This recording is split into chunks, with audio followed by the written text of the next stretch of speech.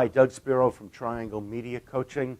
We're here today to talk about a few strategies to perhaps project a better personal persona and perhaps some skills that will help through the interviewing technique.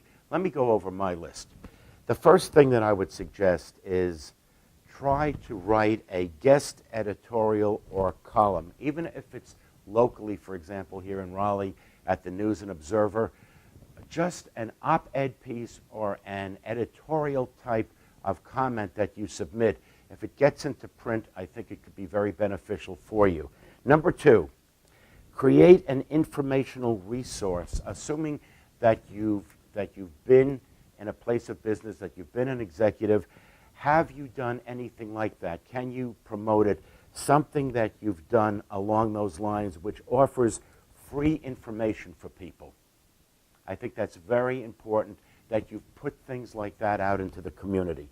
Three, sponsor a promotion or a promotional event to gain publicity. Maybe just a logo or slogan contest for a business where people participate. Make it into a contest that perhaps others can contribute to or even your peers can help you with. And again, if this is something that you've done in the past for a career skill, I would bring that out and put it on the table, okay? I think it's very, very, very important. Even if you've been, for an example, if you've had a job when the hurricanes first came to the Carolinas, somebody had to name the mascot Stormy, okay? If that was you or if you worked on a promotional campaign like that, very, very important. Try to create an award. People love awards. Work on a program like that. It's a good way to get to know folks. And again, if you've done something like that in the future, bring that out as a highlight. I think it's very important because you're going to be accentuating the positive. You're going to be showing an upside of an individual or an organization. Try to promote yourself by getting on a board or becoming part of an advisory panel. Very important. It's going to help your credibility overall, and it's also going to introduce you to power brokers that come in and join you in these efforts from all different parts of the business community.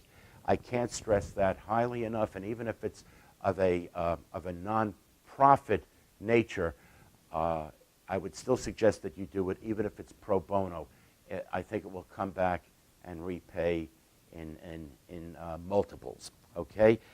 Now, one other thing that I would like you to think about offering is working on a program where you might offer something just from the soul, from the heart and soul, a selfless option, something that you can contribute or that you have contributed that may not have a payback. It may not come back in the form of money or a new contract or a raise, but it's something that you've just offered, that you've helped establish, that you've contributed to from a pro bono point of view.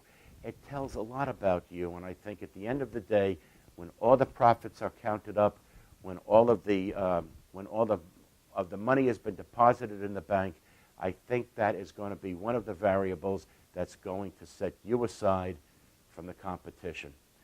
Having done something of a selfless nature that you have offered, because I think it's just one of those things, again, that will set you aside from the others.